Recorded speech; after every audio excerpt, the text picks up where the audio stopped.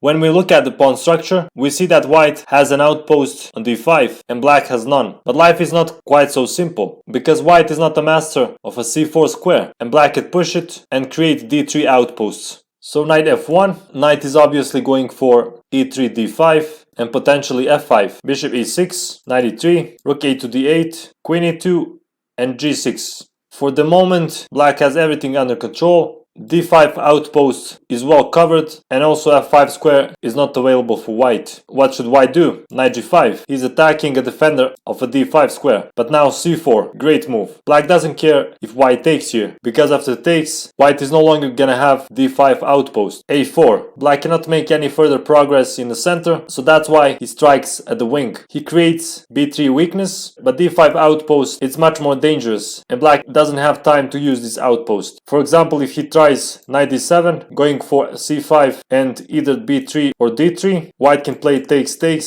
and knight d5, and white's game suddenly springs to life. Instead, black plays king g7, improving his king position and waiting to see what white is gonna do. Takes, and rook b1, preparing to destroy black's outposts on b3 and d3 by playing b3. Knight a5, stopping that, and now knight f3, admitting that knight is doing nothing here and going to a better square, attacking a pawn. Queen c7, and now key move, knight d5. Now is the time to use that outpost, because this knight is out of the game, and opening up the position in the center is gonna benefit more active side. Bishop takes. If knight takes, and takes, white is not only threatening knight g6, winning a bishop and a pawn, but also to go to g4 with the knight, or queen e3, going to h6 and attacking a king. So that's why bishop takes, and now rook f to e8. A flexible move. He wants to see how white is going to recapture this pawn, and then he's going to decide how to recapture this one. Queen takes, knight takes, and now rook a1. White's position is beginning to flow very smoothly. Knight b3, takes, and now an expected tactical shot, bishop h6.